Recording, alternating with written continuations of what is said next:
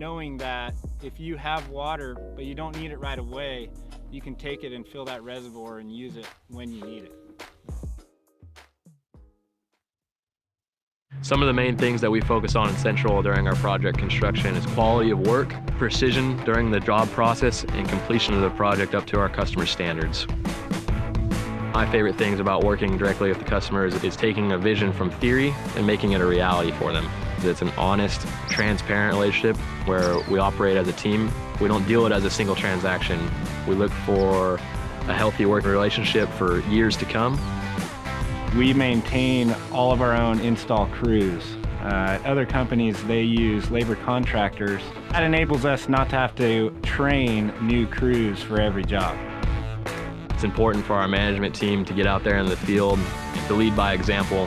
We enjoy getting out, getting our hands dirty, competitive in nature. That's what separates us apart. And the employees and the people that work with Central, that's the culture. Our goal at the end of the day is to make sure our customer is happy with the work we provided for them.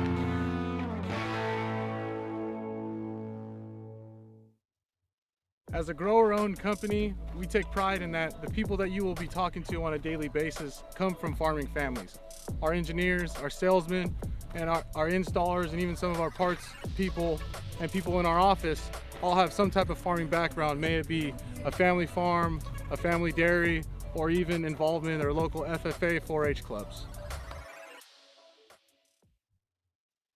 Hi, my name is Ryan King. I'm the pump specialist here at Central Irrigation. We have the capabilities to work on the smallest submersible pumps to the biggest deep well pumps.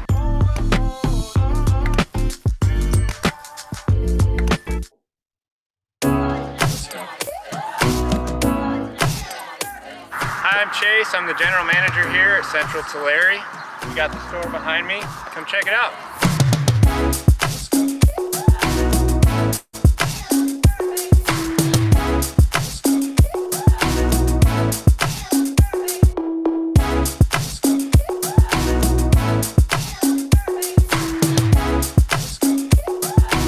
Here at Central Irrigation, whether you're working with our design team, our sales team, or our store team, you're going to find employees that are friendly, happy to be where they're at, and want to help you as much as they can. So I'm a third-generation almond farmer. I grew up on an almond farm. At Central Irrigation, I became the designer, and we learned that having the passion for farming creates a better designer than just someone who's good at math, because designing an irrigation system has so much to do with laying out the actual farm itself. They can do pipe sizing, designing reservoirs, help with scheduling, and designing huge scale, multiple set, multiple pump systems for farms anywhere from 800 to 10,000 acres. Seeing the end result when the farmer gets to finally turn his irrigation system on and see the water come out, seeing that smile on especially farmers who it's their first irrigation system is one of the biggest reasons why designers do what they do, is to see that smile on their face and know that we solved a huge problem for them. Central Irrigation is 100% owned by farmers, so we look at our irrigation design and installation from the farmer's point of view. And labor costs are increasing rapidly in California. So we try to use best-in-class products to make sure that when you do have to do maintenance programs, that they are few and far between.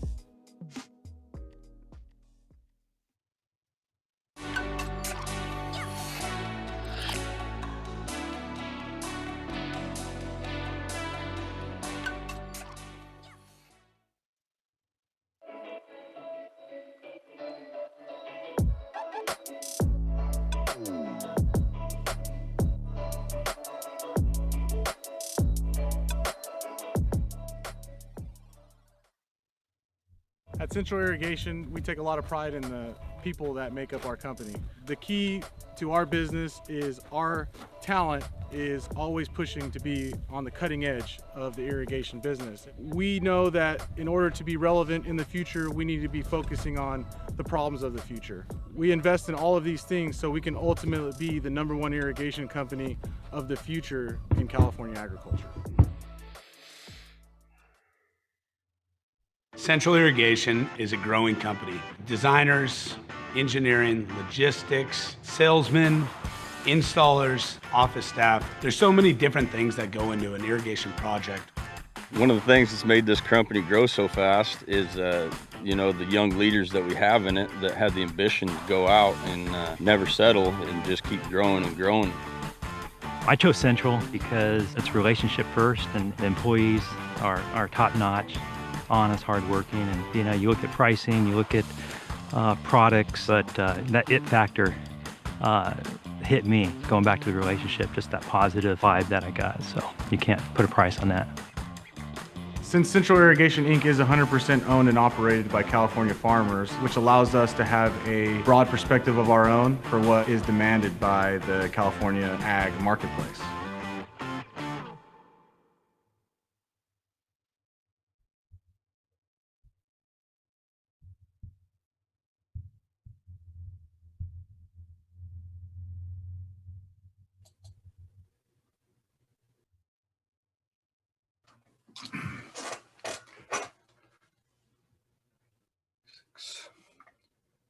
Good morning, it's Greg Allen with Red Track in Bakersfield. We're an ag tech company that serves large farm management companies, water district, and individual growers in California, Arizona, and elsewhere in the southwestern United States. In addition, we have industrial customers that we provide monitoring for across the country.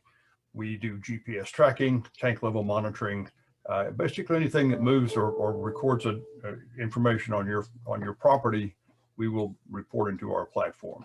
I want to talk today about a use case for semi-tropic water storage district, a large water district in north central Kern County that has about 175,000 irrigated acres out of 250,000 total acres in size. To about 350 or so of its customers, it provides electricity in exchange for water, or more precisely said, it pays for the electricity when the farmer is delivering water to the district. In the past, they had collected the water data manually from old meters, and they had collected the electricity data using paper PG&E bills and paper PG&E gas bills, which was cumbersome, entered into spreadsheets, a little bit of magic, and the water cost per acre foot of energy didn't say that right, was presented. Our system solution was to integrate a new series of meters, telemetry, and use our platform to do the calculation. The problem was that the manual entry was clunky. There were problems with data entry, time of entering the data. And when they got through, the data was a little bit sketchy. There was no audit trail. There's a little bit of a Ouija board logic in trying to put it all together. And it took a long time, about 2 full-time equivalent people per year to generate these reports, which were delivered once a year to the farmer in arrears. In addition, they had a messy old system. This particular well has, I think, 6 different water flow lines, 1 water meter, and no electric meters. So our solution was to go out and do on-the-ground testing and proof of what was there.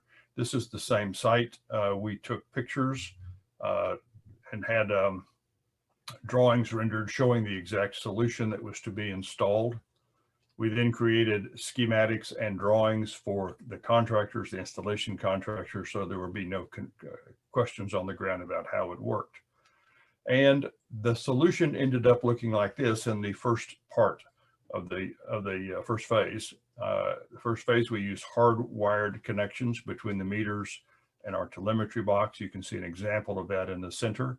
On the far left is a cell modem. There's 3 data loggers, edge computing, and the other electronics necessary.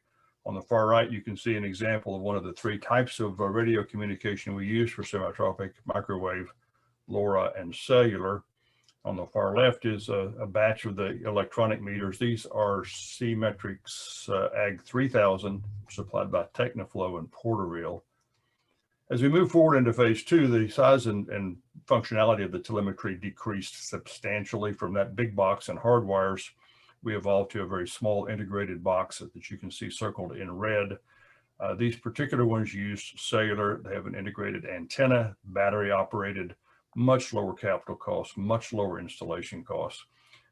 They're almost self-install units. You can strap them on plug them into the meter with proper connections, and it reports into the platform almost immediately.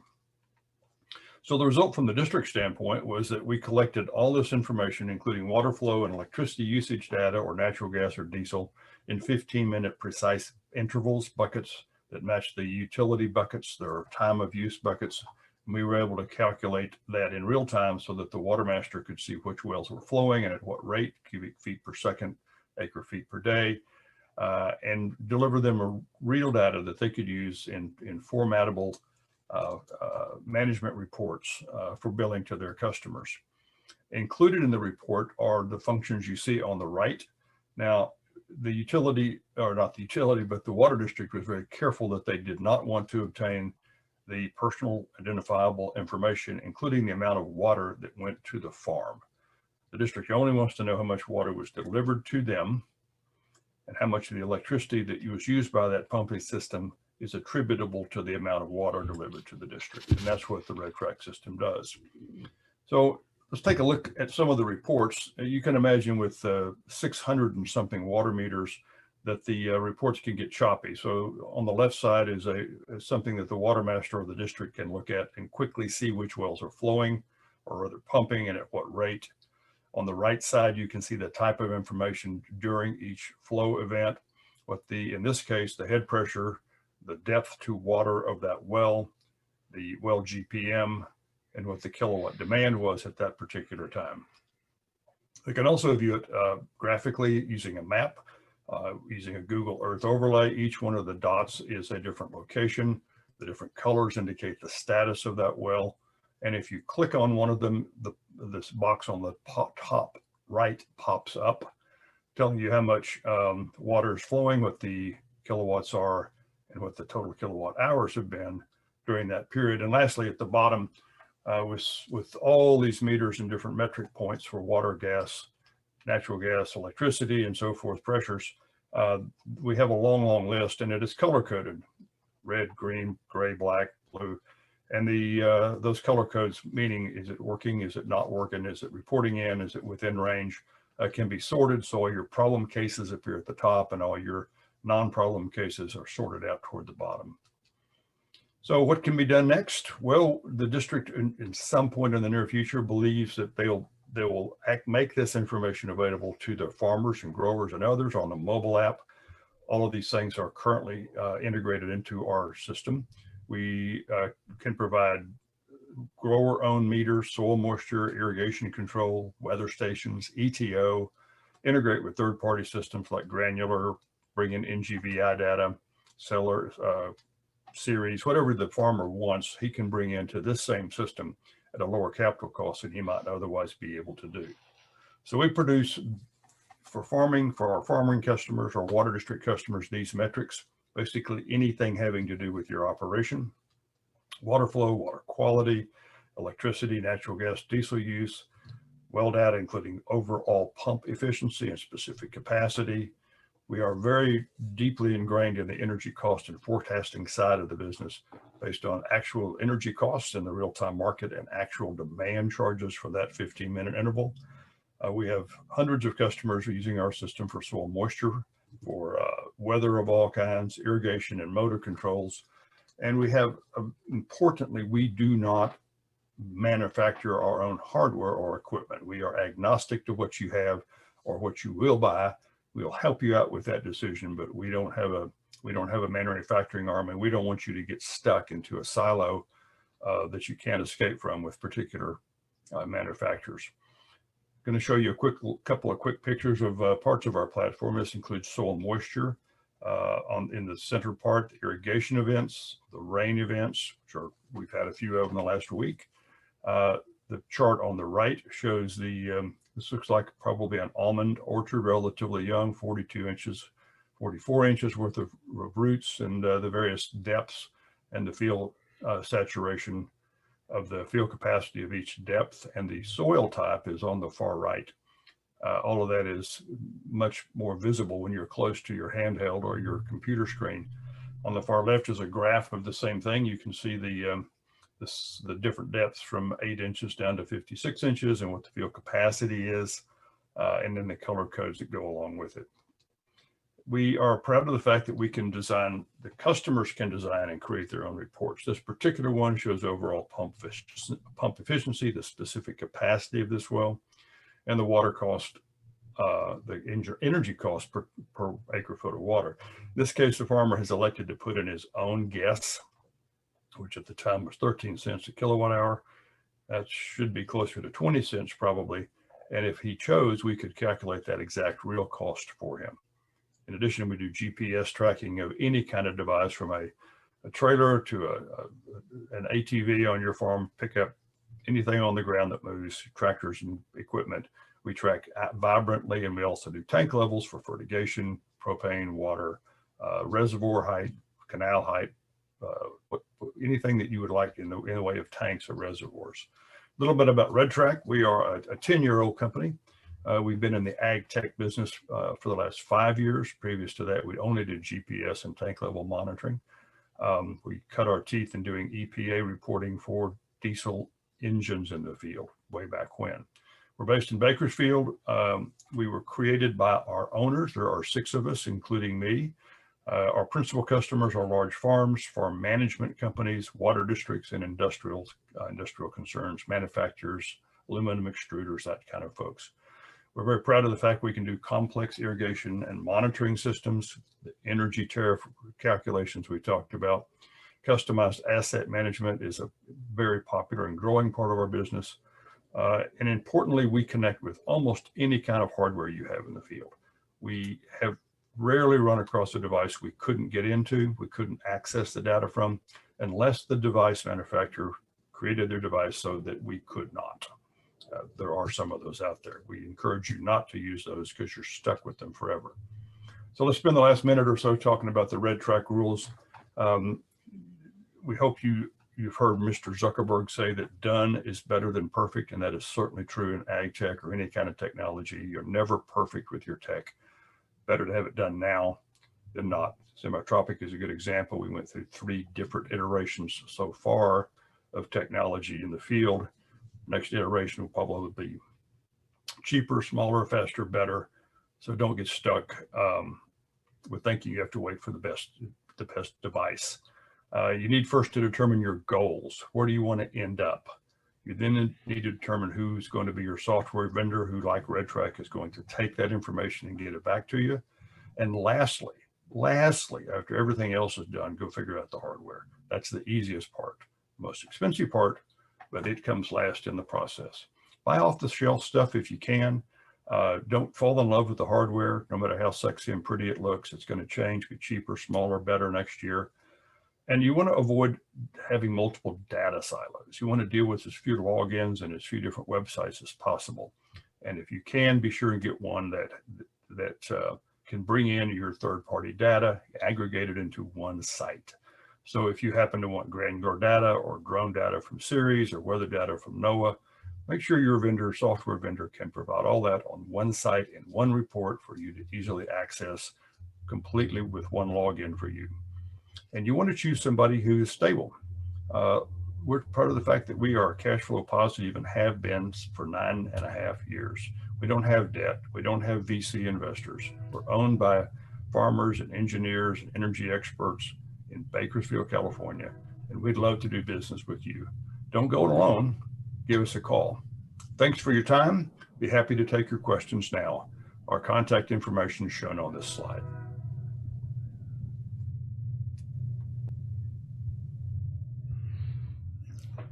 Okay, well, that's the second of our presentations with Central Irrigation and Red Track. We want to thank them for their presentations.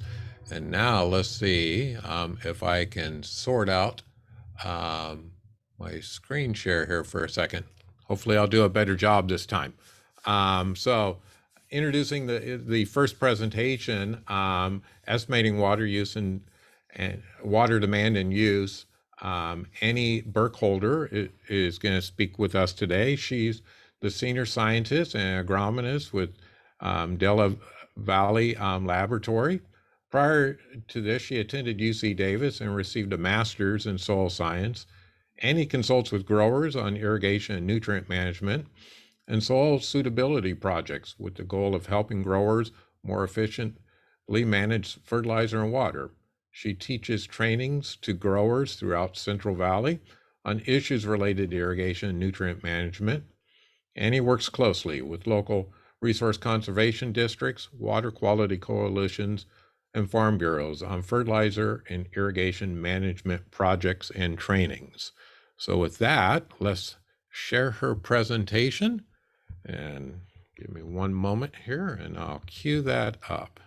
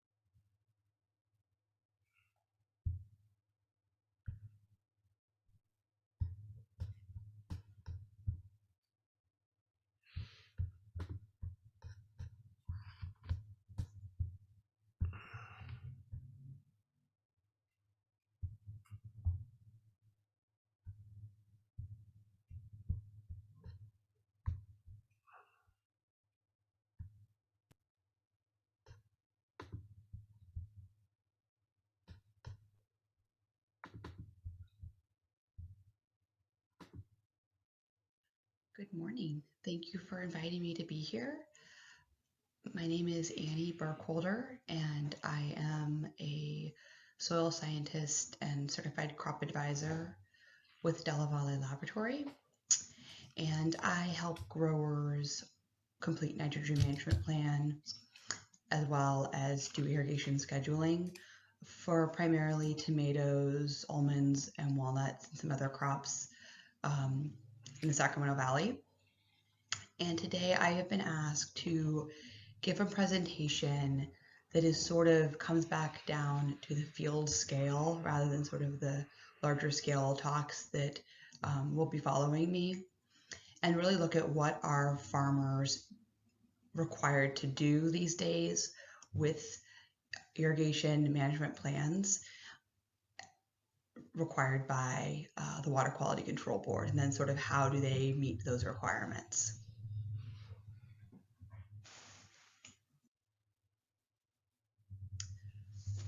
So for the past couple years, farmers have been required to do these nitrogen management plans, and the map shows all the areas where this regulation is in effect, and it's basically all irrigated lands in the Central Valley.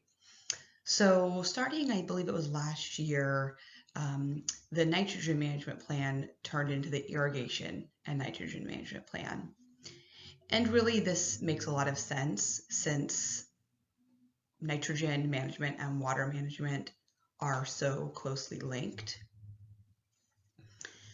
And this plan, it's filling out the paperwork, and there's also a huge training component. So all growers are required to do, or they have a choice to do a self-certification training where they go to a 4-hour training program and they learn about nitrogen's fate in the environment and ways to keep nitrogen in the root zone.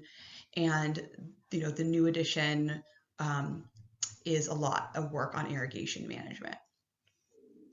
And really the crux of this program is the 4R principles, which probably most of you have heard of, and that is the right source. And so that's understanding what the fate of different nitrogen materials are, fertilizer materials are in the environment, including loss pathways such as volatilization, leaching. And it also, teaches the grower to include other sources of nitrogen besides fertilizer nitrogen. So looking at your irrigation water and your residual soil nitrate. The second R is the right rate. So that's the seasonal requirement of your plant based on demand. And then timing is very important. Actually getting the nitrogen on when you need it, when that crop is requiring the nitrogen. And then the fourth R is place. So basically trying to use tools to keep your nitrogen in your root zone. But we always have to remember the fifth R, which is good irrigation management. And that is the reason that this was changed to an irrigation and nitrogen management plan, is because of that close link between nitrogen and irrigation. I'm sure that everyone is aware of the relationship between nitrogen and irrigation management, but I will go ahead and just go over it really briefly. So nitrate is negatively charged, so it readily moves with water, and if the water stays in the root zone, the nitrogen will stay in the root zone and will be available for plant uptake. However, if that water and nitrogen move below the root zone, that nitrogen will be lost, and it has only one way to go, which will be straight down and get into the groundwater. So the real key in terms of nitrogen management is that if the irrigations meet and do not exceed crop demand, nitrate leaching will not occur. And so it's very important to understand how much water you're putting on and to understand your soil characteristics so that you can irrigate properly to reduce nitrate leaching. So this is a picture of the form that growers are required to fill out. And a lot of it is pre-season planning. So they actually are required to come up with a plan for what nitrogen sources they're going to be applying. And the new part that started with the irrigation management plan is this section. And the two areas that they have to fill out that we'll talk about today is crop evapotranspiration and anticipated crop irrigation. So we are going to talk about how does a grower go ahead and get that information to find out what the crop evapotranspiration is, and then we'll discuss what the relationship between crop evapotranspiration and anticipated crop irrigation is. So how does a grower determine crop evapotranspiration? Remember, this is one of the fields that they have to fill out in their INMP. So there's a lot of information out there. I do think that there needs to be better and easier to access information available to growers. DT data is difficult to access for some crops, and then I also worry about the accuracy of crop coefficients that may have been established some time ago when farming practices and varieties, irrigation may have been different. So there's definitely a need for an updating of some of those crop coefficients. That being said, of course, there is some good information out there. Some sources just provide evapotranspiration, some provide just crop coefficients, and other sources combine the two and can help you with irrigation scheduling. So CIMIS is obviously very helpful for crop ET with their network of stations throughout California. Fresno State Irrigation and Technology Center has a program where they will help you with irrigation scheduling if you provide them with certain information regarding your system. It also has a page that is a great resource for crop coefficients, where you input the crop type and your plant and harvest dates, and it will pop up the KC values for the season. Crop Manage is a program a little bit more in depth than some of the others. where you provide a bunch of information on your system, and it will actually choose your nearest SIMA station and give you crop coefficients and provide irrigation scheduling for the season. Cal Poly also has a page that can help with scheduling. Some of the crops on this site are a bit more coastal, Central Valley, South Coast area, and they provide information using 3 different years. You can have a wet year, a dry year, an average year, and then it will pop out some scheduling information for you. The things I found the most useful are local resources. For example, here in Sacramento, we have an excellent publication that's sent out to growers every week, where it gives you what your crop evapotranspiration was last week, what's it expected to be next week for a number of our orchard crops. And those kind of resources are extremely helpful. And I do believe that that is something that's other counties extension specialists also provide. So, looking into local resources, mostly through cooperative extension, can be very helpful. So these are some of the ways that growers can determine their crop evapotranspiration. So now that the grower knows the crop evapotranspiration for the season, they can indicate that in their irrigation and nitrogen management plan. And the next thing they need to fill out is what their crop irrigation is going to be. And these two numbers are not the same. Typically, the total amount of water that you need for crop irrigation will be greater than the crop evapotranspiration, but there are situations where this is not the case. So there's some information that you need. You need to understand, in order to understand the relationship between crop evapotranspiration and crop irrigation, you need to understand your soil type and your stored soil moisture. So that stored soil moisture in the root zone is going to contribute to your overall crop need for the season.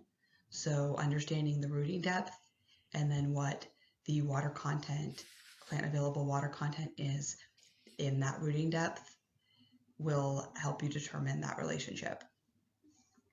If there's any in-season rainfall, that will also be a part of meet some of that crop evapotranspiration demand. And then the third thing that's really important to understand is your irrigation uniformity. So just as a reminder, good uniformity is shown on the top here, where when you irrigate in most areas, that wetting front is at about the same depth, whereas poor uniformity is when you irrigate, some water goes down farther, some water goes down less far, so that all the plants out in the field are not getting the same amount of water. Some are getting much more and some are getting much less.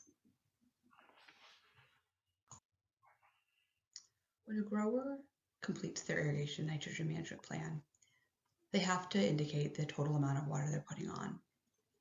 However, total amount is just really one way to look at it. You could put exactly the perfect amount of water out on your field, but if you're not putting it on at the right time and following some other factors, you'll be over irrigating at a certain time and your soil will become waterlogged.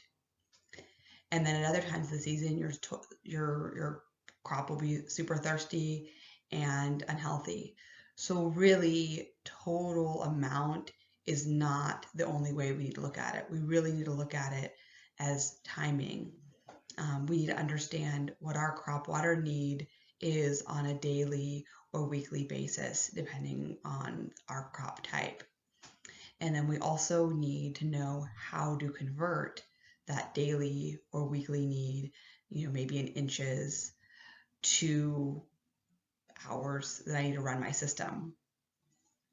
Without that information, you cannot reduce nitrate leaching, right? Nitrate moves with that water. So if your timing is off, some times of the year, your nitrate's going to leach when you over apply water when the plant doesn't need it. I just put a little figure in here, showing how the biweekly water usage increases throughout the season for almonds and then decreases. This is the kind of information you need to have in order to properly irrigate. Some other things that can be done to reduce nitrate leaching that's important is for growers to always inject their fertilizer at the end of their irrigation set. You just want to make sure that you continue running your irrigation just enough to clean out those lines prior to turning it off. But you basically want to inject that fertilizer as late as you can within that set. And that really helps keep your nitrogen in the surface of the soil. Also, it's very important to understand your soil and your root zone. So every soil is different and soils hold different amounts of water. So you cannot irrigate a sandy soil and a clay soil the same, just as you can't irrigate a walnut and a very shallow rooted celery the same way. So this is just an example of understanding your root zone. So these are two little doodles of, let's say, an orchard crop and with two different soil types. So over here we have a sandy soil and over here we have a loam soil. In both cases, the grower put on a 12-hour irrigation set. In one case, the water holding capacity is very low and that water moved way past the root zone, along with whatever nitrogen was put on as well. And all the nitrogen down here will never be available to the crop. It's only going to go down to the groundwater. In the second scenario, that 12-hour set filled up the root zone just perfectly. We didn't get any movement down below the root zone. So understanding your root zone and your soil type is extremely important in ensuring that nitrate leaching does not occur. So you can do a great job scheduling all your irrigations and following ET and understanding your distribution uniformity and all of this. But really, all that is just a plan. There's no way of knowing what's actually going to happen out in the field. And as we know, soil and water dynamics are complicated and plans sometimes work and they sometimes don't. So irrigation is difficult and it's always important to use multiple. You always got to have that toolbox full and use at least 2 or 3 different tools to make sure that you're doing a good job. And verifying your plan is extremely important. There are plant-based methods and soil-based methods that can be used to do this.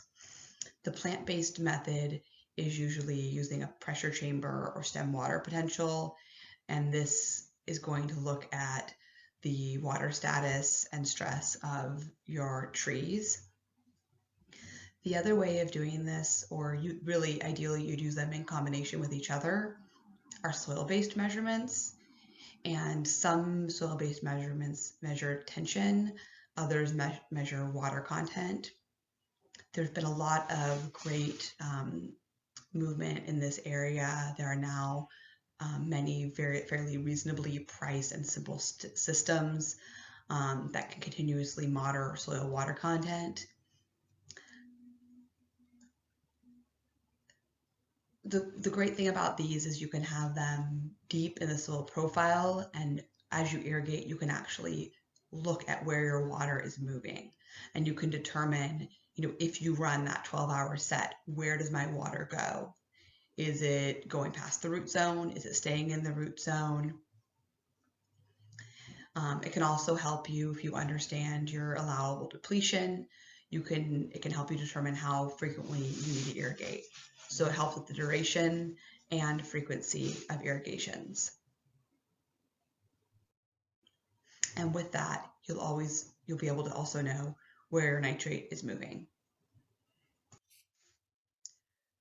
I really see the irrigation and nitrogen management plan as a starting off place for growers to understand what is going on in their fields and in their root zone.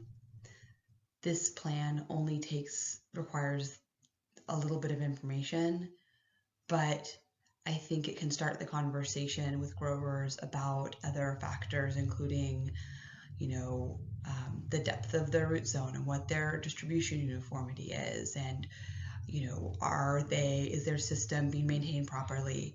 So it's just a starting off place. There's really so much more that's important when you're irrigating properly. But I believe that the educational requirement and just getting those wheels turning about what type of things we need to be considering when we irrigate is really important for growers. And there's been a lot of positive feedback from growers about what they've learned in these trainings. So thank you so much, and I will be happy to take some questions after the other presenters are finished.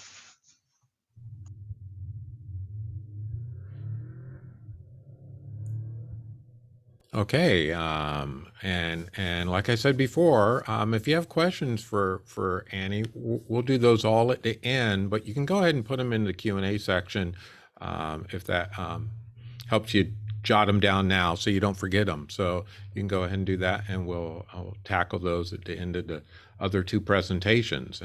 And hopefully, let's see if third time's the charm here, and I can get the next presentation up here. Give me one moment to get to that screen. In the time of virtual reality, every one of these platforms is a little bit different. So,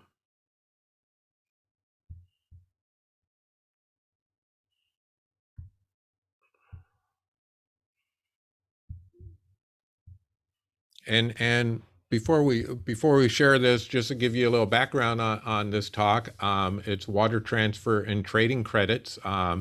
Eric Everett is going to give this. He's a general manager of the Rosedale Rio Bravo Water Storage District. Since 1991, Eric's been actively involved in evaluating and resolving water supply and quality challenges facing Kern County. Eric serves as the president of Kern County Watershed Coalition and sits on the board of directors for the Water Association of Kern County and the Association of California Water Agencies, organizations formed to educate, organize, and unite regional water interests to more effectively address regulatory challenges related to water supply reliability and water quality. And with that, let me see if I can get his presentation up and running. Hello, my name is Eric Everett. I'm the general manager for the Rosedale Rio Bravo Water Storage District, and I've been asked to talk about transfers and trading credits in the context of SGMA and the challenges and opportunities associated with that. I was asked to touch on this subject because in Rosedale, we've developed a water accounting platform and a trading system that allows landowners to basically track and monitor their water usage at the landowner parcel level or using an APN system, and also enter into market transactions either as a buyer or seller. So I'm going to share my screen and bring my presentation up and walk through what are some of the challenges and opportunities associated with developing and implementing a water accounting platform as well as a trading system.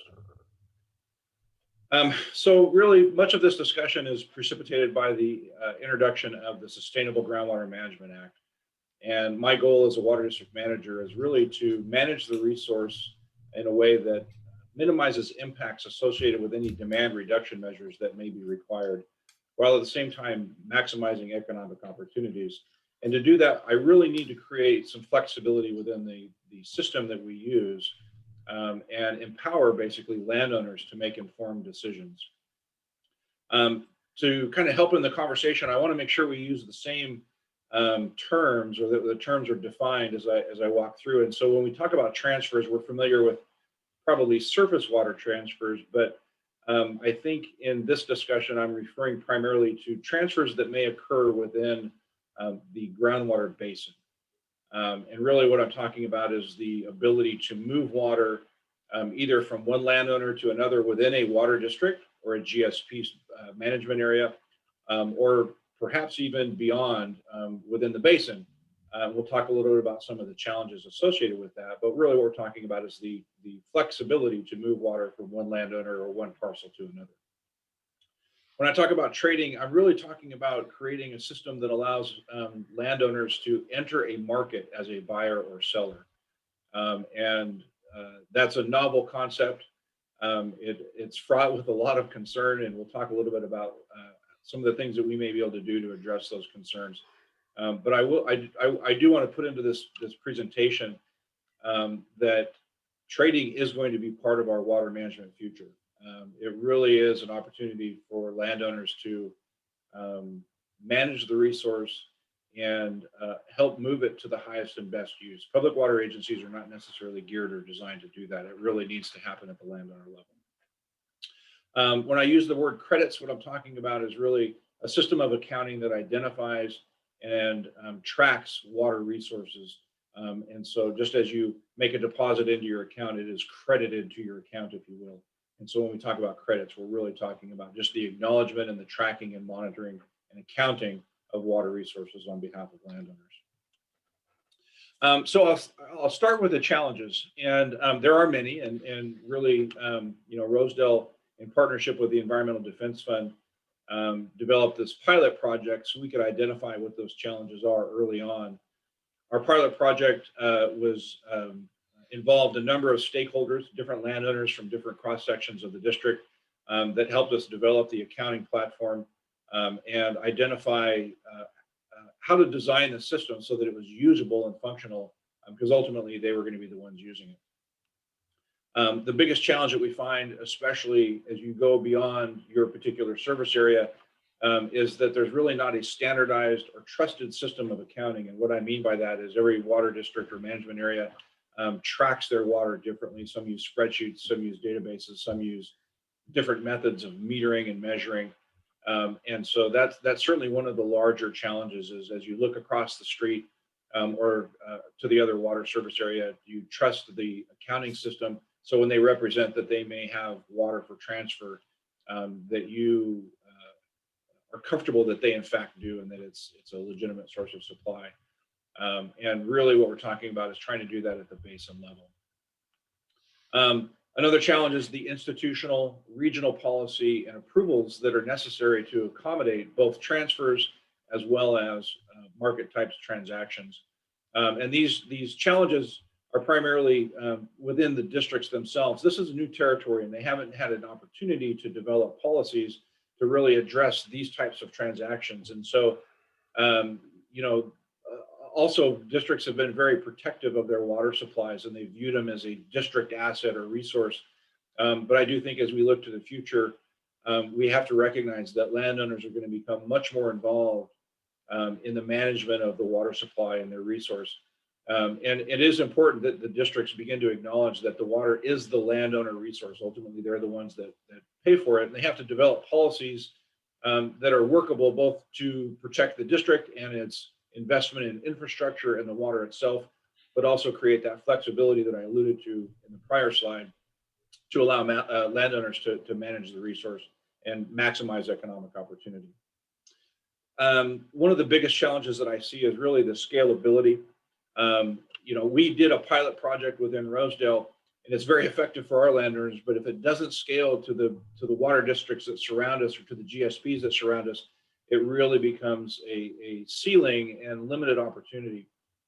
And the issue of scale is the lack of regional coordination and authority. There's not necessarily one entity that is designed or empowered to act on behalf of all entities.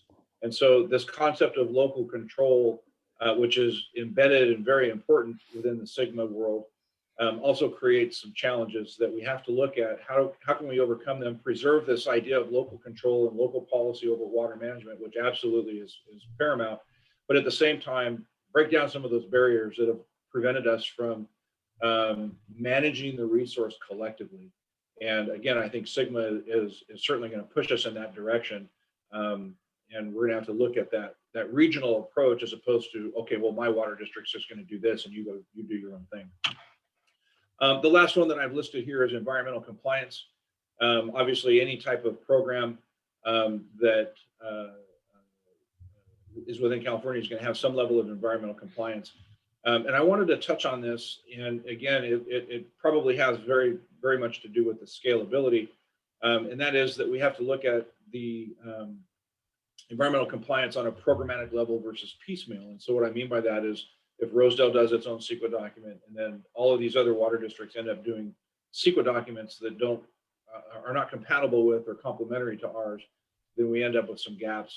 And we really need to look at a larger scale environmental document to accommodate the types of things that I'm going to talk about when I get into the trading component.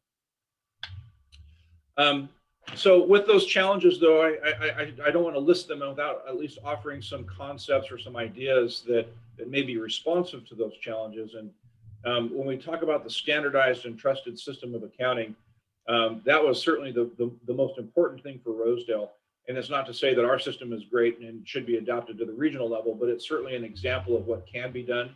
And hopefully we can improve upon it when we begin working with our neighbors. And that is very simply an APN-based system that is scalable. We actually developed it on open source software. It has a water budget and accounting component. And hopefully we can do this as part of our GSPs that are coordinated within the basin. And so it shouldn't be that much of a leap to develop a standardized water budget and accounting system for the entirety of the basin. We've all had to do it at the district level or at the GSP level.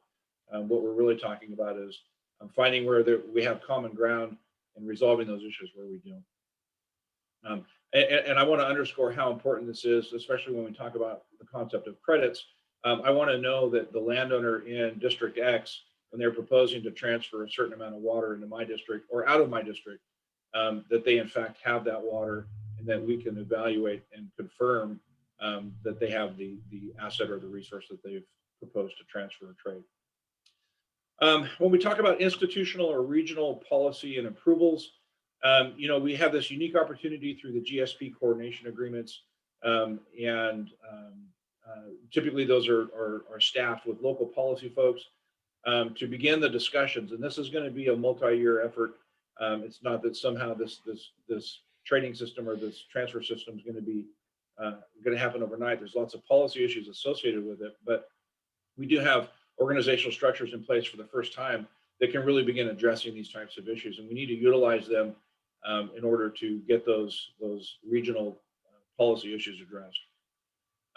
I've talked about scale, and really the answer is the same. I think the GSPs and the coordination agreements provide us this unique opportunity. And then in the environmental compliance, what I would like to propose is that water, the movement of water is very much the transferring of goods and services regionally. And so the California Aqueduct should be viewed as no different than Interstate 5. The Fry-Kern Canal could be viewed as no different than Highway 99.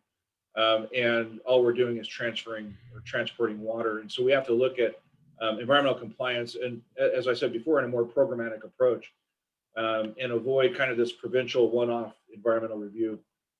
Because really we are transferring goods and services in this rawest form, which is water, but it is no different than our freeway system. And I would advocate that we begin looking at it that way. So I mentioned previously that within Rosedale, we've developed a water accounting system.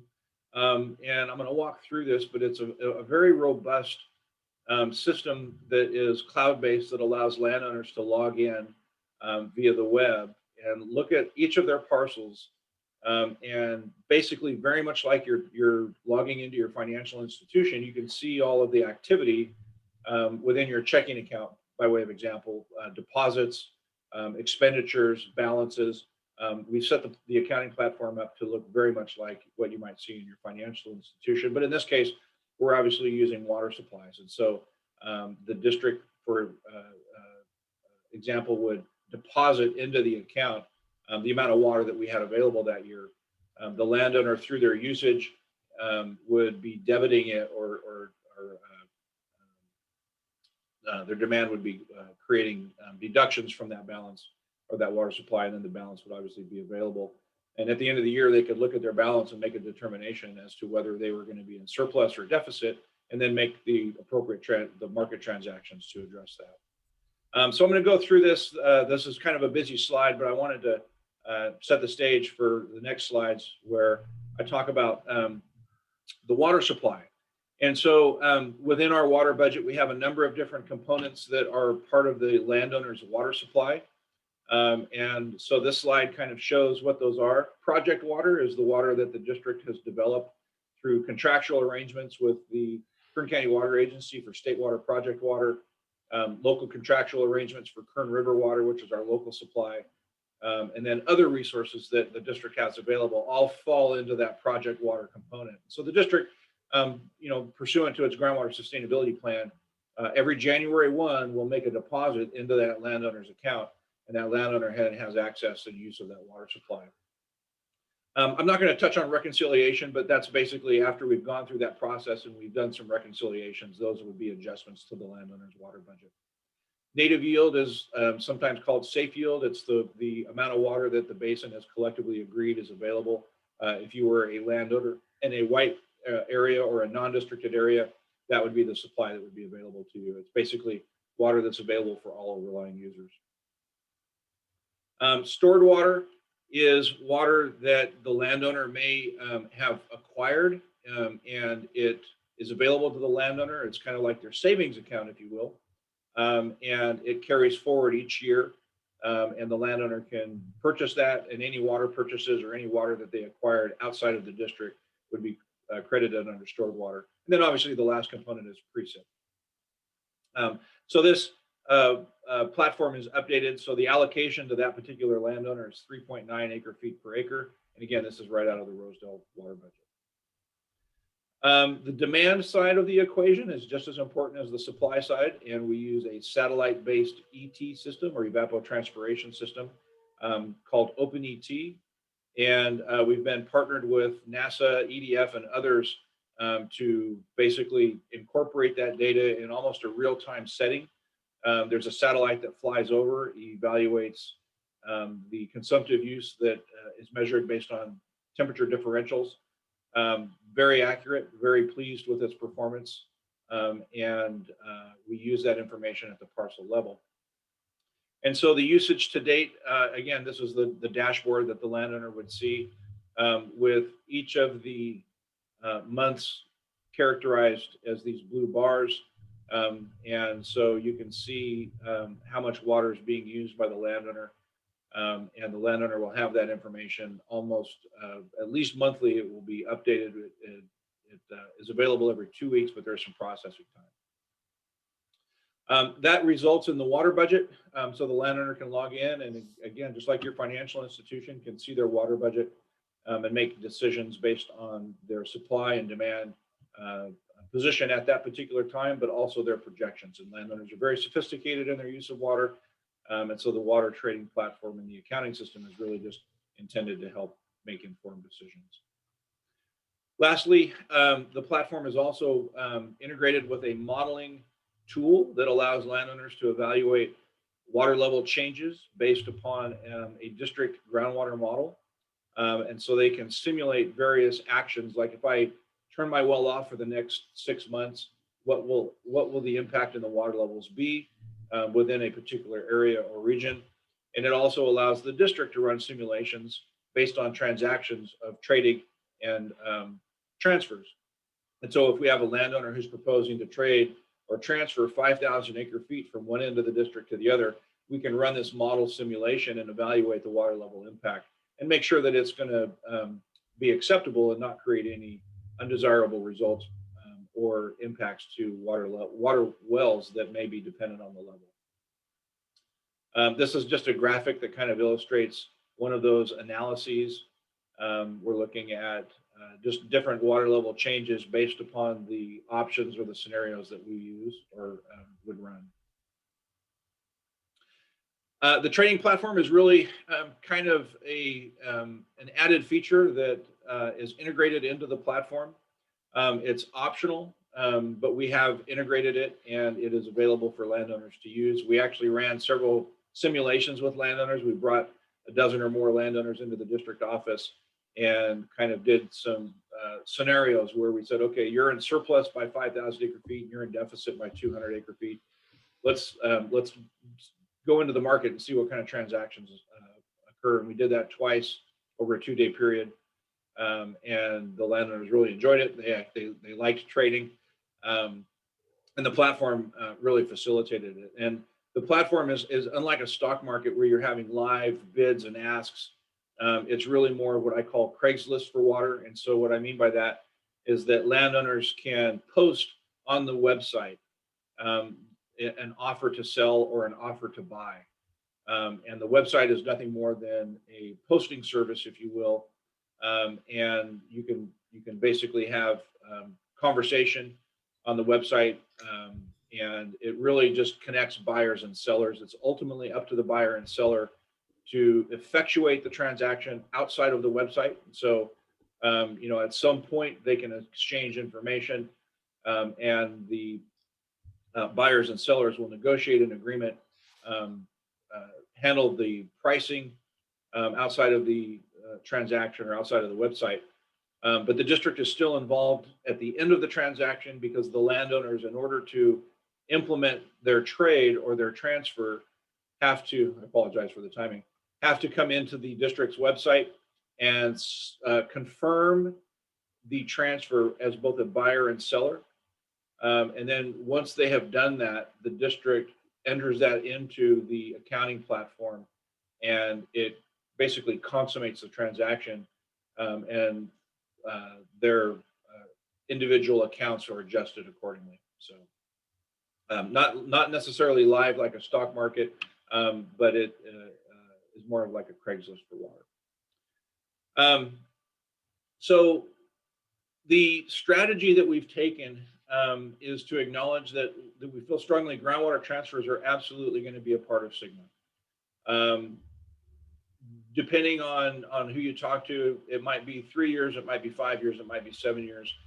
But ultimately, groundwater transfers will be part of our strategy in managing and mitigating any impacts associated with SGMA. Regional approaches are going to absolutely be necessary. Absent that, we strand the asset. If a landowner in Rosedale can't move their water outside of Rosedale, or if a landowner outside of Rosedale can't move it in, we really limit or constrain landowners' ability to manage that resource. And we prevent them from moving it to maybe the highest and best use. And so again, this is very challenging because this is new territory and it has lots of policy issues that are associated with it. But I think as water district managers and people that are involved within the water community, we have to develop those policies in recognition that that's going to be a necessary component for landowners to more effectively manage the resource. And to do so on a regional level.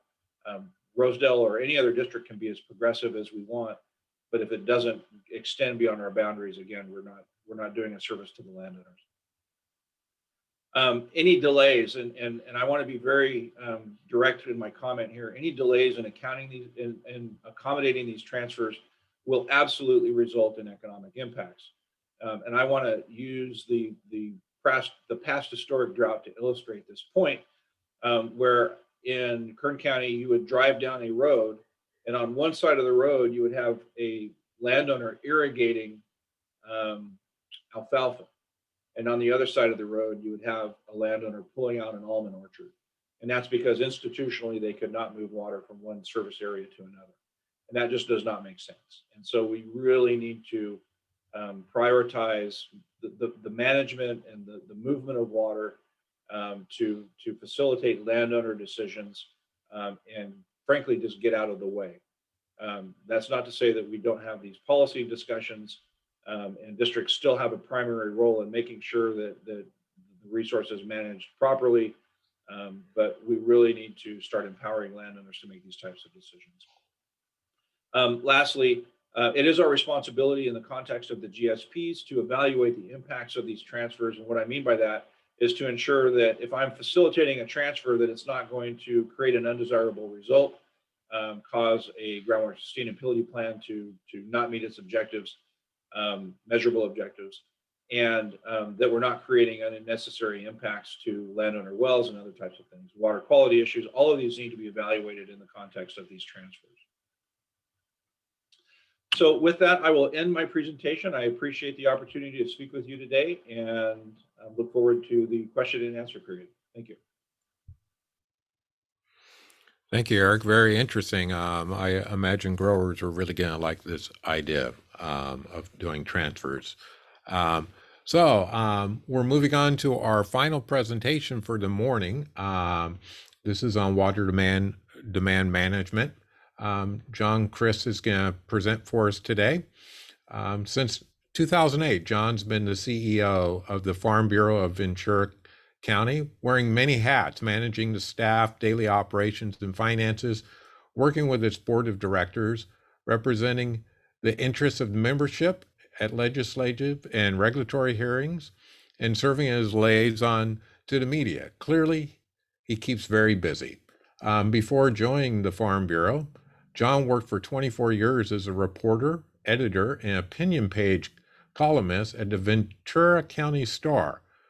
During that time, his commentaries on land use policy, natural resources, and environmental issues were distributed by Scripps Howard News Service and published in newspapers throughout the U.S.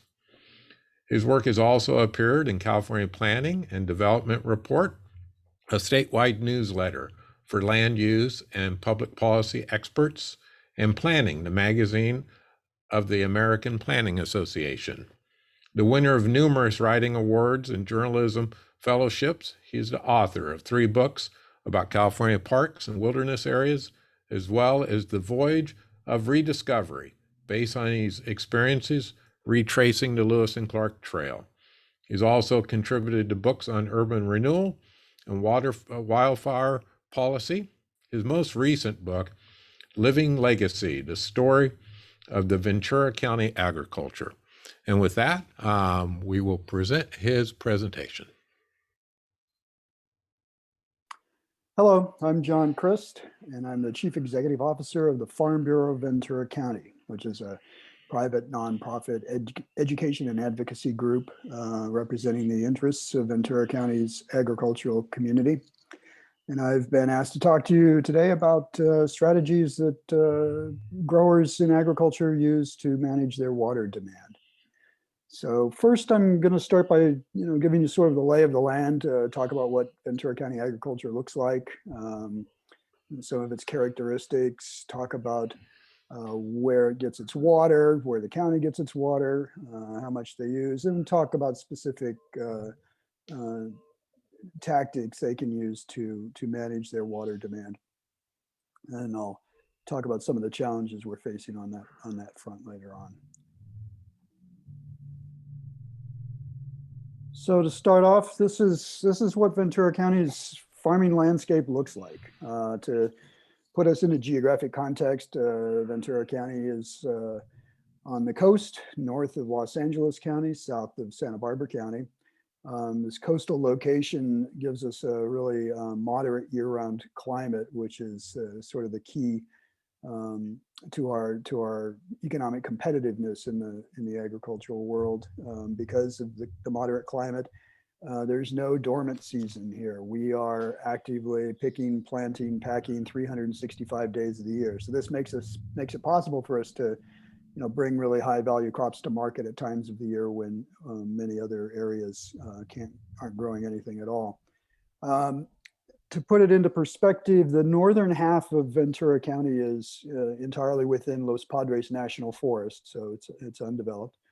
Of the southern half, the land is roughly evenly divided between irrigated cropland and cities and suburbs. So we have about a little over 100,000 acres of developed land in urban areas in the county, and we have about 96,000 acres devoted to irrigated cropland.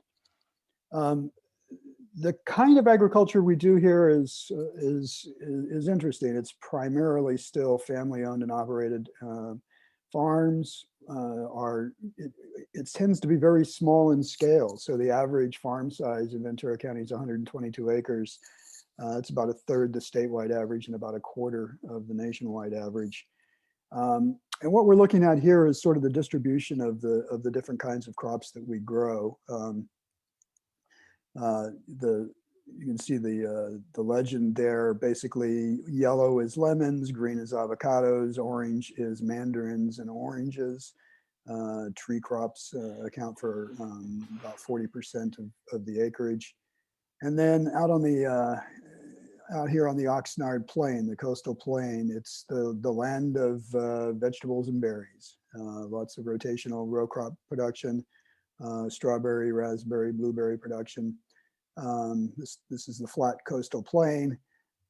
These areas where the tree crops predominate tend to be these valleys. So this is the Las Posas Valley. You see the avocados tend to be up in the slopes, the hillsides along the edges of the valley. This is the Santa Clara River Valley, which has the Highway 126 corridor in it. This is the Ojai Valley. Lots of mandarins, a few avocados up there. Not much in the way of row crop. It's really rocky ground up there. It's a difficult place to grow anything that's not a tree. So here's what we grow. So these are just the top 10 crops, and basically the rule here is we grow fresh commodities. We grow fruits and vegetables for the fresh market, very high value commodities. And that's something we can do because of our wonderful climate. But it's also something that's of a necessity, because this is a really expensive part of the world to farm in. The land is very expensive to lease or to buy. We have high energy costs, high labor costs. So that kind of sets a floor for what you can grow. And I'll talk more about that a little bit later. The number one crop, and these are gross values. Annually, it's about $2 billion worth of production. But the top in dollar value has been strawberries for the last 2 decades. We're one of 3 major growing areas on the California coast, in addition to the Santa Maria area in northern Santa Barbara County and the Watsonville Salinas area up in Monterey County. That's where about half the state's strawberries are grown. We grow about a quarter of them. So lemons and raspberries, we are the #1 county in the country in production of those 2 commodities. But you can see there's a lot of other familiar commodities that you buy at your grocery store in that list. We don't do production for bulk processing. Those are low value crops, and we can't afford to grow them here. I've included an asterisk here next to hemp, with the agricultural commissioner estimating that the crop was worth $36 million gross in 2019, which was actually the first year that anybody grew industrial hemp in this county at scale. Problem with that is it was the first year, and growers were sort of struggling to figure out how to do this crop, how to plant it, how to harvest it, how to get it processed, and how to get it sold into the end market. And they didn't do a very good job of it. Most of the growers I know who grew hemp, which is attractive because it's a relatively high value crop with very low inputs, low pesticide use and low water use. Most of them never got paid. So I don't think anybody made money on hemp that year. But typically that 10th spot would be something like lettuce or kale or cilantro. So where's our water come from? So in Ventura County, overall water supply, 63% of it is local groundwater, and by far the most important source of water for both cities and agriculture. About 25% of our total water portfolio comes from imported state water. The local conduit for that is the Calleguas Municipal Water District, which is a member agency of the Metropolitan Water District of Southern California. And Calleguas wholesales out water to the cities. It's primarily an urban supply. 3/4 of the population gets some or all of its water via imports from Calleguas. So Calleguas delivers that to the cities of Simi Valley and Thousand Oaks in the East County, which are pretty much 100% dependent on state water for their supply. but also to some of the cities in the central part of the county, Camarillo and Oxnard, which also avail themselves of groundwater. Local surface water, which is impounded in a pair of reservoirs, Lake Piru and Lake Casitas. And there are some direct diversions as well. Accounts for about 8%. And then about 3% of the total supply is recycled water, and that's primarily municipal wastewater that's treated and primarily delivered to agricultural customers. On the demand side, agriculture accounts for about 57% of the use of the developed water supply, and municipal and industrial uses about 43%. It kind of reflects the even split in acreage in this county. Statewide, the ratio is more like agriculture using 80% of the developed water supply, and urban uses accounting for 20%. But this is from our perspective, from an agricultural perspective, this is the really key line down here. Groundwater accounts for at least 85% of all ag use in this county. The industry is entirely dependent, basically, on groundwater. The rest is mostly made up from local surface water that's diverted or delivered from the agencies that run those reservoirs. State water is not an agricultural water source in Ventura County. It's far too expensive to rely on. There are a few customers who rely on it as a backup supply in an emergency, but that's pretty much it. So when we talk about grower management of their water demand, there's already a built-in incentive to be try to be as efficient as possible. Water costs money. Pumping it costs money. There's every incentive in a really competitive industry like agriculture to reduce those production costs as much as you can, and water is one of them. So the easiest way is where you get a lot of bang for the buck is increased water use efficiency. And back in the old days, the growers flood irrigated their fields or their orchards, then went to furrow irrigation, which was slightly more efficient but still resulted in huge amounts of waste. But for the last half century, it's been much more high tech and advanced. And today, pretty much every orchard in this county is using micro sprinklers or drip tape to irrigate its trees. They don't flood or furrow irrigate anymore. So we see drip tape here. And it's even begun making a lot of progress on the vegetable and berry side. Those crops used to be irrigated primarily using big overhead sprinklers that put an awful lot of water in places where it couldn't be used. They're pretty wasteful in a lot of ways. And so there's been a lot of experimentation and development of improved techniques for vegetables and berries. This is a strawberry field being established using very low volume micro sprinklers. As you can see, basically a strawberry field is an ocean of plastic with very small holes cut in it where the transplants are put in there, which means if a lot of the water is going to fall on that plastic and go into the furrows and be wasted. So the less of that you can throw out there, the better. And so the berry growers have really finally figured out how to do this, and it's much more efficient. Over here we have pots full of raspberries. This is a hydroponic growing technique.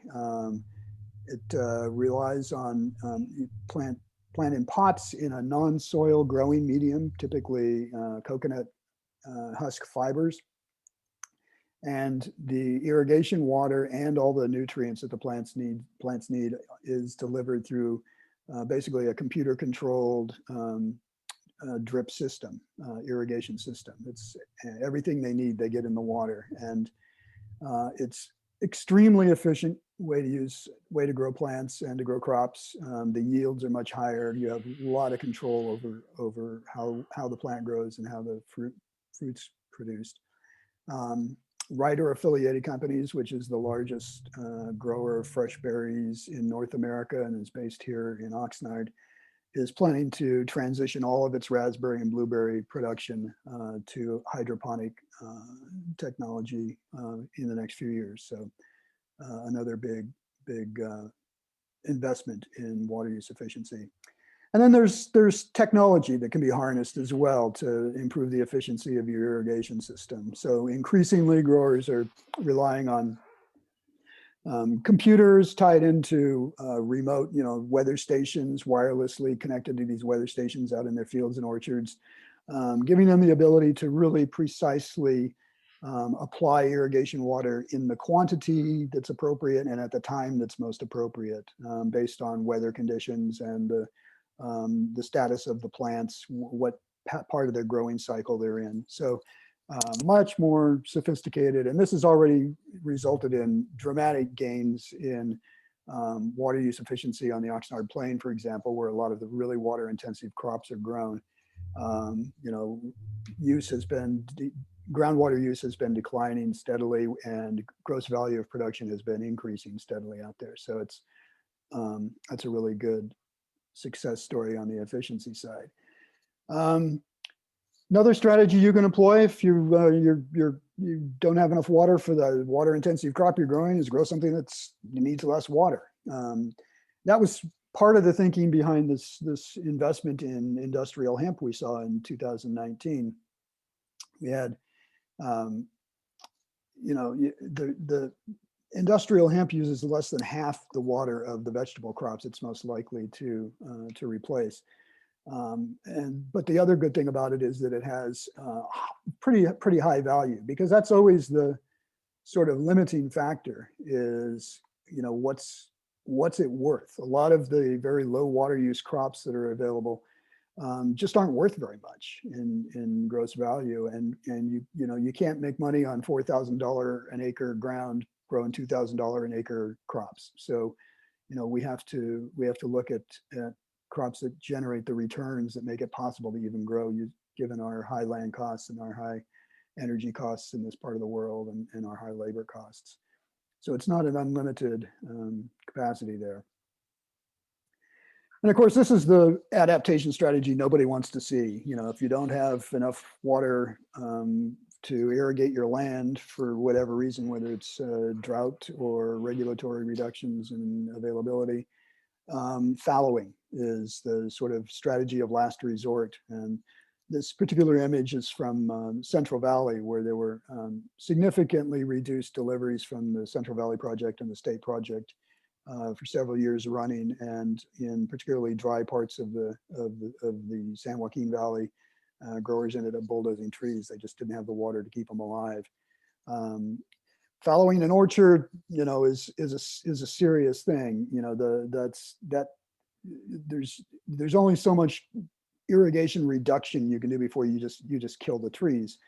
Out in the vegetable and berry world, though, those are not 25 and 30-year investments. They're annual crops, sometimes very short duration. So what we're most likely to see is an adaptation in the future, and I'll explain why we're going to be seeing this. Instead of outright fallowing of an entire parcels of land, we'll see a reduction in the rotations. Because of our moderate climate, vegetable growers commonly will plant 3, 4, even sometimes 5 rotations of crop on the same piece of ground in the course of a year. They can reduce their water use significantly by cutting that back to maybe 2 rotations or 3 rotations, and just leave longer periods between plantings. And we're going to learn about how to do this, because we're facing some serious cutbacks in the future. These are primarily related to the implementation of the Sustainable Groundwater Management Act. As I mentioned earlier, we are almost entirely dependent on groundwater for agricultural irrigation. And what we're looking at here is basically a map of all the basins. And we have, as this shows, 4 high priority and 7 medium basins. These are the categories of basin for which the SGMA requires groundwater sustainability agencies to be established, and for those agencies to develop groundwater sustainability plans for these basins, showing how over the next 20 years, they're going to bring extraction and recharge into balance. Two of those basins are critically overdrafted, the Pleasant Valley Basin right here, and then the Oxnard Basin out here. And that overdraft is causing seawater intrusion along the coast, which is rendering wells in those areas unusable because they're too salty. The modeling that has been done in support of the development of the GSPs for these two basins suggests that over the next 20 years, the implementation timeline for Sigma, we're looking at potentially 40% or greater reductions in allowable groundwater extractions in those basins. And that means that absent the development of new water supply sources, we're looking at some serious reconfiguring of the agricultural landscape out there, and fallowing is going to be the only way to resolve some of those issues if we don't see more water. So that's it in a nutshell. I think at this point I'll go ahead and stop, and I'm looking forward to hearing some good questions during our Q&A and our panel. And I thank you for your time. Thank you, John. I'm going to stop sharing my screen now. And I think we can open it up to some questions. And since Annie went first with her presentation, if there are questions for her, it would be great to see if there were questions for her. Natalie, do we have anything? And I'll have the other speakers, if you want to turn your mics on and turn your videos on, then everybody will feel a little bit more connected in this time of COVID isolation.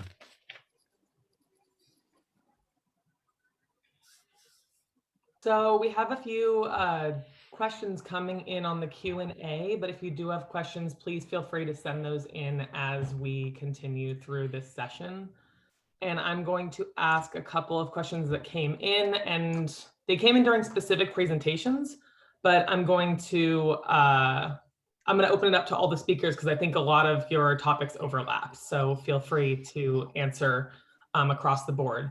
I think that the first question that came in was about the opening remarks. Wade Crowfoot mentioned using NASA satellite data to get evapotranspiration data for irrigation scheduling. You guys had a little bit of discussion about this on the Q&A, but can you guys comment about the quality of those data, or what your stakeholders are using and what your experience has been? And we can start with you, Annie. So I don't have experience using it. I know that it's something that NASA is working on with some folks in ag. And I think it's an amazing resource. Obviously, NASA has tons of information. I have seen a presentation about it maybe a couple of years back, and I still feel like it wasn't exactly user-friendly. But like I said in the comments, there is a presentation actually today at the Soil and Plant Conference about this exact topic, and I'm very excited to see what kind of progress has been made in that area. Because like I said, if we can merge, what works for ag with there's so much data coming in, and if we can harness it to work for us in ag, that's an excellent opportunity. So I don't have an answer on what's actually happening, but it's certainly exciting. And I look forward to hearing that presentation later today about what advances have been made the past couple of years.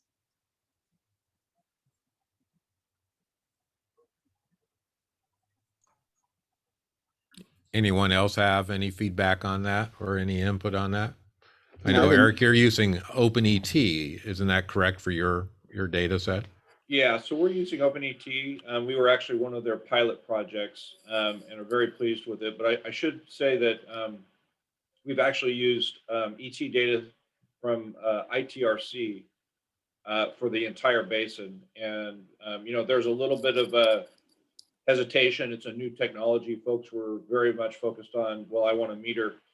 And so we actually did 2 studies in our basin over the course of a year on different ends of the basin, where landowners at the field level used a ground-based system and then compared it to the OpenET data set for their particular fields.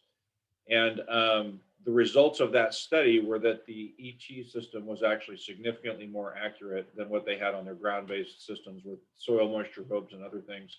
So much so that they initially questioned the ET data, but when they actually started getting into calibrating and other things, they found that it was actually more accurate. So we're very pleased with it. There's still some room for improvement and growth and hopefully some adoption, but we're looking at it as a cost-effective way to get good water demand information without meters. Good. And then we have a question here for John, but it might overlap with some of you as well. John, you talked about there's a lot of an economic incentive in your region to be as efficient as possible with irrigation. Can you talk a little bit more about how water quality regulations are driving irrigation efficiency improvements in your region?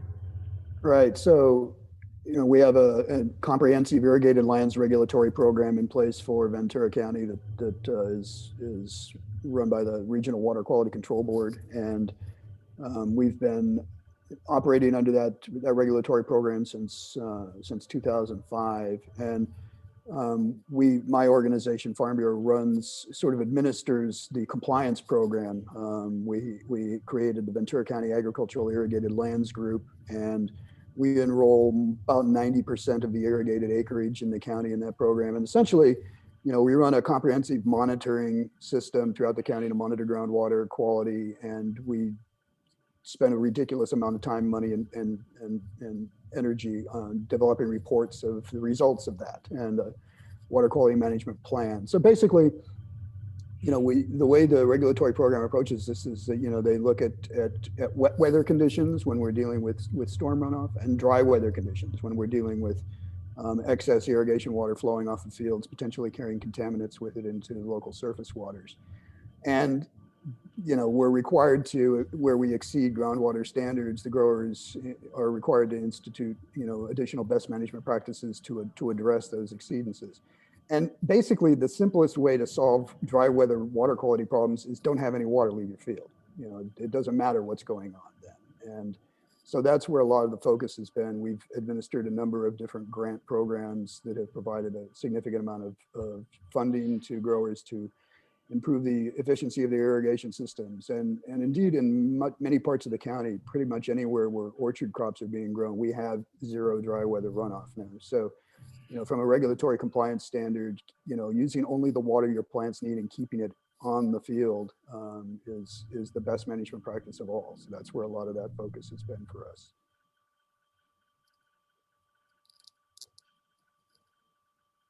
Great. And I think the next question that came in was for you, Eric, and it's a little bit specific. And so as I ask these questions, I'm actually going to paste them into the chat as well, so anyone can go back and read them as they're getting the answers. Someone said that as they understood that per California water law, the party that imports the surface water to the basin retains the right to return the flows that percolate to groundwater, but that might be too specific. That might be specific to the contract between the landowner and water district or purveyor. And in any case, the importer is generally the water district purveyor. So in your system, in your system for calculating water credits that you guys are using, who gets the credit for the irrigation return flows, the water district or the landowner? Sure. So that's correct. To the extent that it's an imported supply, the title, if you will, to that water is retained even through groundwater replenishment or infiltration. In my district, the district retains the credit, but reallocates it back to the landowners. And so in effect, it's as if the landowner has the credit. So as a public agency, what happens is on our water budget accounting system, there's a component called project water. And then you may have noticed there's another line item called reconciliation. And so what happens is, to the extent that a landowner has a return flow, that is recalculated and reallocated back to the landowners proportional to acreage, which is how they pay their assessments until there's no water left. And so the district retains ownership because the district holds the contracts. But district by district, certainly some districts could have policies where they make that available to the landowner as a separate and distinct asset. So that was a good question. Absolutely. And I think the next question we're going to bump back to you, Annie. So you talked a lot about the INMP and how it's now requiring growers to report their applied water used over each cropping season. Do you know what the Water Board is going to do with that information on crop ET and crop irrigation that growers are now being required to report on an annual basis?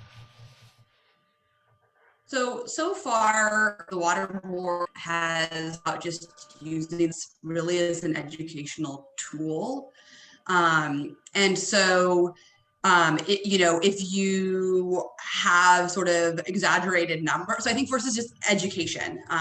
So it's an opportunity to, educate growers about how to be efficient with their water. And then, it's really supposed to just lead to outreach opportunities. So, somebody maybe is putting on more nitrogen than everybody else or more water. How do you, going out and talking to that person, often like the coalitions are doing that kind of engagement. And so far, there are no actual limits on any of this. It's just a matter of trying to, as of now, just kind of doing outreach and education to growers to help them become more efficient. Great.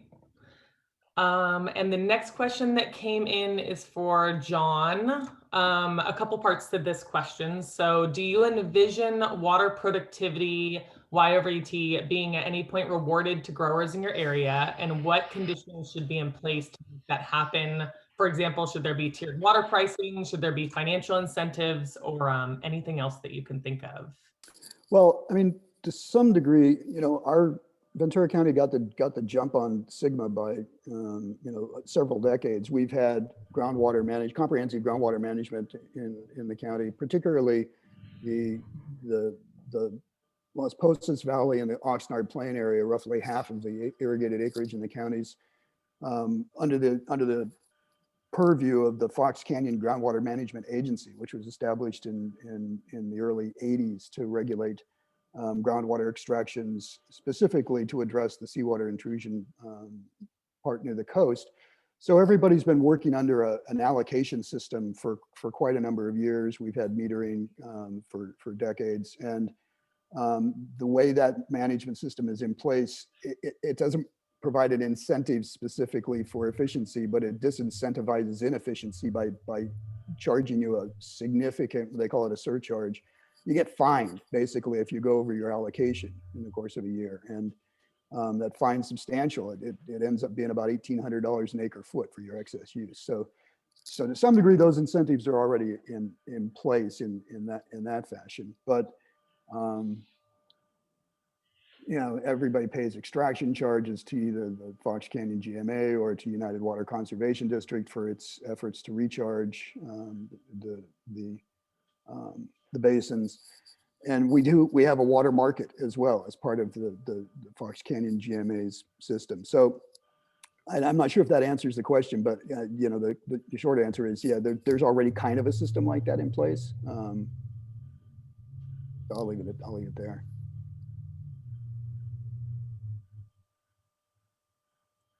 And then Tom, did you have any other questions as well? I could keep going. Yeah, I had a question for Eric. Eric, on the pricing for water trading, is that something that's solely up to the water owner? Yeah. And as far as setting that price? That's correct.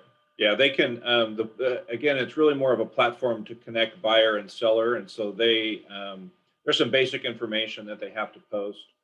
But ultimately, the terms and conditions are negotiated between the buyer and seller offline or off the platform.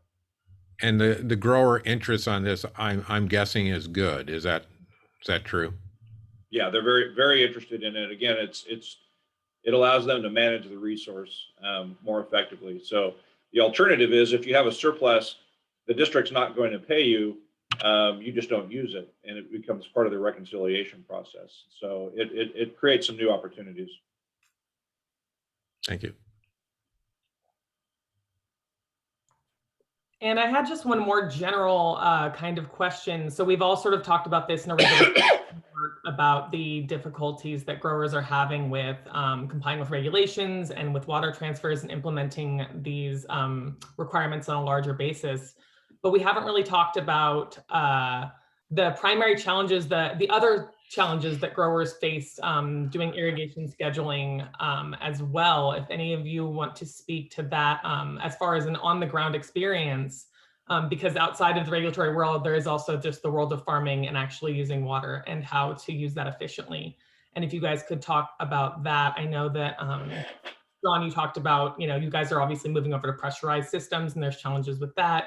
And then we have a little bit of discussion about, using the NASA data and the accuracy of evapotranspiration and coefficients and things like that. So if you guys could talk about some of the challenges from your perspective, I would be curious to hear about that. We have a lot of different kinds of plumbing systems in the ag world out here, and a lot of growers are pumping their own wells on their property. They could be taking deliveries from the United Water Conservation District, for example, which runs a couple of pipeline systems that deliver surface water. We have a whole bunch of mutual water companies that all, basically have shareholders own the right to delivery of certain quantities of water. Basically, they've delegated their water rights temporarily to the mutual to pump their allocation. And some of those systems are older than others, and a couple of them, they rely on gravity feed systems, and you basically order your water and then it comes to you for 24 hours, whether you can use it all that water or not. So there's some efficiency gains to be obtained in reconfiguring our delivery systems as well.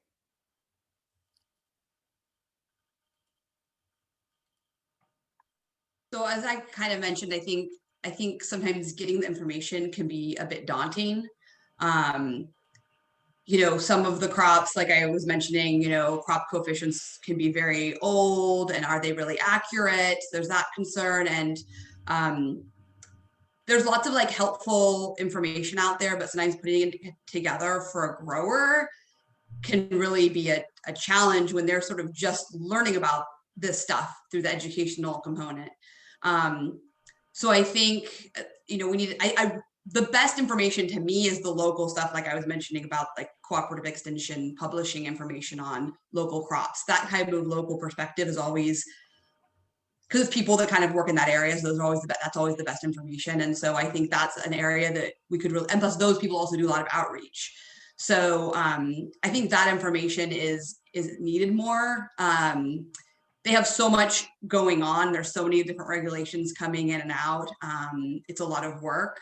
So the more we can streamline it and get that information to them in a simple, understandable way, I think that's really important and not as accessible as it should be at this point.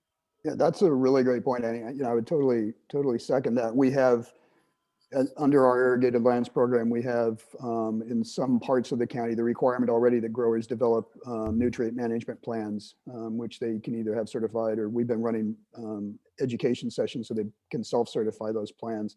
And one of the things we're finding is that we do not have crop and removal coefficients for most of what we grow here. So it's like you literally can't comply with the regulation because the data aren't available to enable you to do that. So we've seen some of our local cooperative extension advisors apply for grants to do the trials needed to develop those coefficients for us. So yeah, it's an interesting problem. Mm-hmm.